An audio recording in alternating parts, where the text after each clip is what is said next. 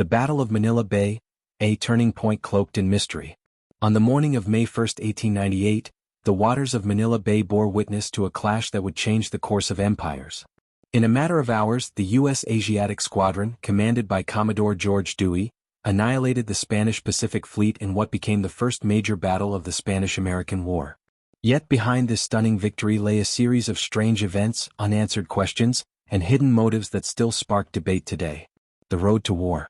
The Spanish-American War did not begin in the Philippines, but in the unrest of Cuba. Since 1895, Cuban rebels had fought against Spanish colonial rule. Spain's brutal tactics, forcing rural populations into disease-ridden camps, were splashed across American newspapers, fueling outrage. Then came a mystery that set the world ablaze. On February 15, 1898, the USS Maine, anchored in Havana's harbor, erupted in a massive explosion. Over 260 sailors perished. The cause was never proven, but suspicion fell on Spain. Though the Naval Court of Inquiry cited a mine, evidence was thin and speculation ran rampant. Was it sabotage? An accident? Or something more calculated? Whatever the truth, the American public demanded retribution. By April, Congress authorized war. Spain issued its declaration, and the United States prepared for a fight that would stretch far beyond the Caribbean. The orders to strike. Thousands of miles away, Commodore Dewey awaited instructions at Hong Kong. His mission was chillingly simple: locate and destroy the Spanish fleet in the Philippines. With precision and secrecy, Dewey led his squadron toward the archipelago. On April 30, 1898, the dark silhouette of Luzon came into view. That night, with lanterns doused and silence across the decks, the American ships crept past the coastal guns of Corregidor Island. No alarms were raised. No shots were fired. Under the cover of night, the squadron entered Manila Bay, sailing straight toward destiny. The clash at dawn. As the first light of May 1, 1898 crept across the waters of Manila Bay, the Americans finally spotted their target, a line of outdated Spanish warships anchored off the Cavite Naval Station. The Spanish vessels, relics of a fading empire, stood little chance against the modern firepower and disciplined crews of the U.S. fleet. Much of this advantage could be traced to one man, Theodore Roosevelt.